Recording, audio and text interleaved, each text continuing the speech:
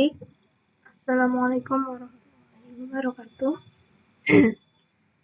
Kita masuk ke materi selanjutnya, yaitu mengenai penjelasan Arabiyah lil Hajj tentang mikot makani dan mikot haji. Sebelumnya, terima kasih banyak kepada dosen pengampu kita Bapak Hamzah Pansir M. Hawang, selaku dosen pengampu mata kuliah Arabiyah lil Hajj ini.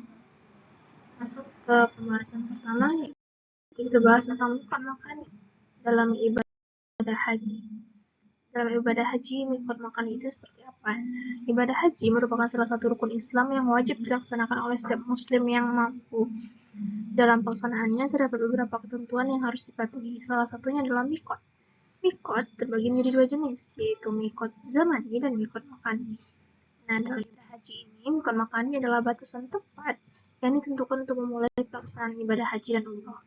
Ketika seorang jamaah ingin melakukan ihram, ia diharuskan untuk melakukannya di lokasi-lokasi tertentu. Nah, selanjutnya kita masuk ke lokasi mikot makani dalam ibadah haji. Yang pertama ada Zulhulaifah atau yang dikenal dengan Abiyar Ali. Nah, lokasi ini terletak sekitar 11 km dari Masjid Nabawi, Madinah, Arab Saudi. Tepatnya berada di distrik Zulhulaifah di tepi jalan raya Madinah, Mekah. Nah, sejarah singkatnya apa? Masjid Bir-Al ini memiliki nilai sejarah yang penting karena Rasulullah dan para sahabat memulai perjalanan umroh dari tempat ini. Yang kedua, kita masuk ke Jufah, yaitu jemaah yang datang dari arah Syam atau Syria. Al-Jufah merupakan salah satu dari 5 mikot makani yang ditetapkan oleh Rasulullah sebagai titik awal bagi jemaah haji dan umroh untuk memulai ihram. Nah, tempat ini digunakan oleh jemaah yang datang dari wilayah Syam, Lebanon, Yordania, Suriah, dan Palestina, Mesir, serta negara Afrika Utara dan Barat. Kita masuk ke lokasi yang ketiga, yaitu Aswan untuk jamaah yang datang dari arah Najd atau Arab Saudi bagian tengah. Nah, masjid ini terletak di wilayah Ash-Sa'il Al-Kabir sekitar 94 km sebelah timur kota Makkah. Manazil ditetapkan sebagai mikot oleh Nabi Muhammad bagi penduduk Najd, Riyadh, dan wilayah timur Makkah lainnya. Masuk ke lokasi yang keempat, Yalamlam, yaitu untuk jemaah yang datang dari arah Yaman. Kenapa begitu? Karena Masjid Mikot Yalamlam ini terletak sekitar 92 km di sebelah selatan kota Makkah, di wilayah yang dikenal sebagai As-Sayyid As-Sa'diyah. Kita lanjut ke tempat yang kelima, yaitu Datu Irq atau untuk jamaah yang datang dari arah Irak. Datu Irq terletak sekitar 94 km di timur laut kota Makkah. Tempat ini ditetapkan sebagai mikot bagi jamaah yang datang dari arah timur, termasuk dari Irak dan wilayah sekitarnya.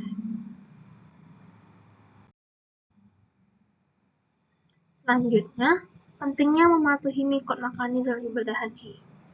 Mematuhi mikot makani sangat penting dalam melaksanakan ibadah haji. Hal ini tidak hanya berkaitan dengan aturan syariat, tetapi juga mencerminkan kepatuhan dan penghormatan terhadap ketentuan yang telah ditetapkan oleh Allah.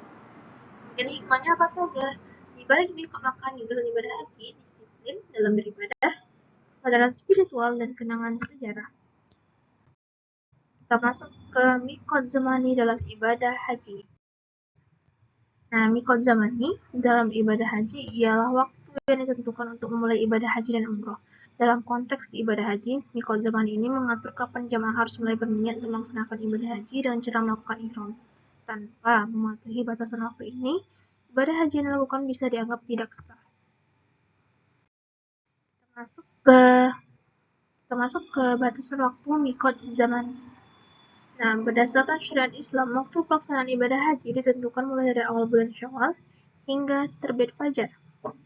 Nah, sedangkan waktu khusus dalam mikot zaman ini, yang pertama ada awal bulan Syawal, yang kedua ada hari Arafah atau 10 Dzulhijjah.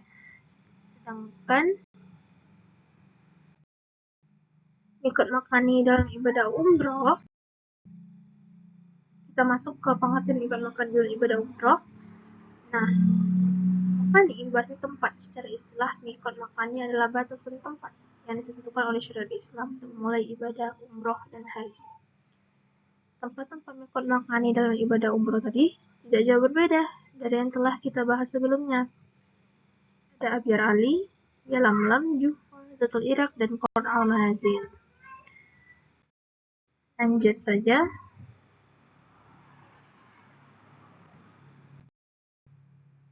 Kita masuk ke mikot zamani dalam ibadah umroh.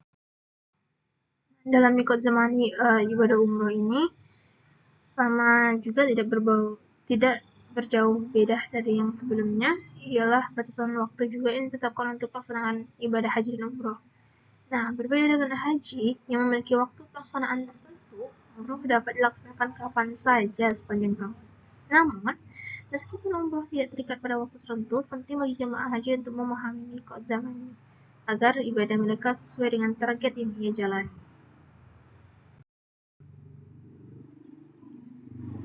Lanjut ke kesimpulan langsung ya. Nah, dalam pelaksanaan ibadah haji dan umroh, mikot merupakan batasan syar'i yang telah ditetapkan oleh Rasulullah yang harus dipatuhi oleh setiap jemaah. Mikot makani ialah tadi batasan tempat, zamani adalah batasan waktu. Terima kasih, syukran kasiron. Saya Angelika, pamit undur diri. Wabillahi taufiq wal hidayah. Wassalamualaikum warahmatullahi wabarakatuh.